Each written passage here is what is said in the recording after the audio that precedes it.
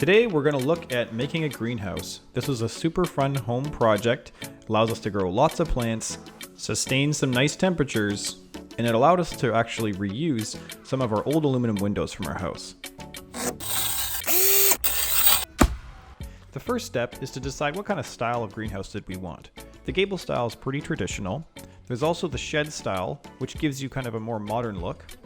And there's also the hoop house, which you may have seen around. So after doing some thinking, we decided to go with the shed style. The foundation for this greenhouse needs to be really solid and stable, so we're using a treated board on top of cinder block based technique. Then draft the perimeter of your greenhouse to get an idea of the size of it, and then get some boards and put them on the corners of your perimeter so you know that it's level. When preparing this foundation, we need to put concrete into our cinder blocks. So get some concrete at your hardware store, mix it up, and then put the wet concrete into the holes of your cinder blocks.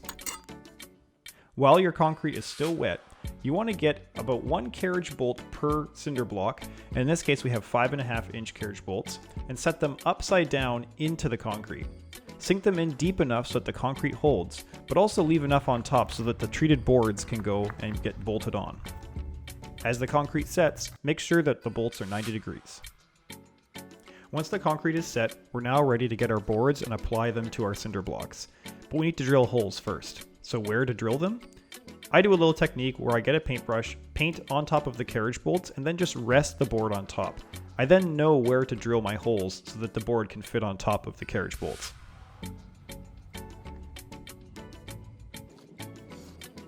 Once you've drilled your holes and you start putting the board on top, you can then get a big washer and a nut per bolt, and this secures your treated boards to your cinder blocks, making a really stable foundation for you to build your framing. So now we're going to go vertical.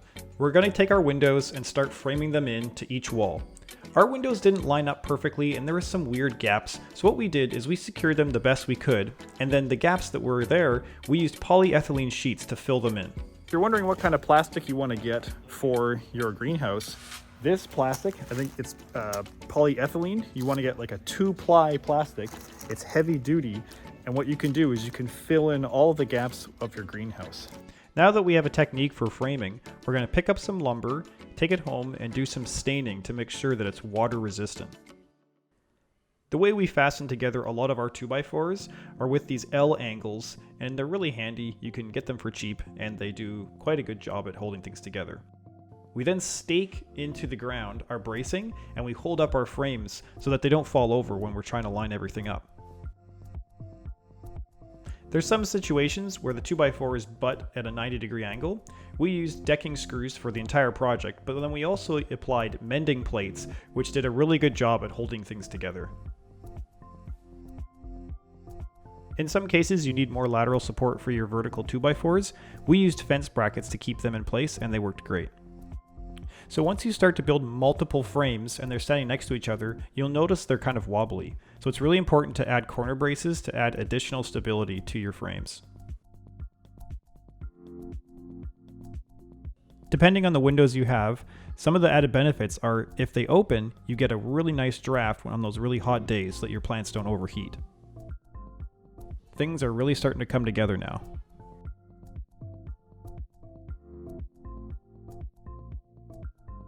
Now, if you remember, we're going to go with the shed style roof.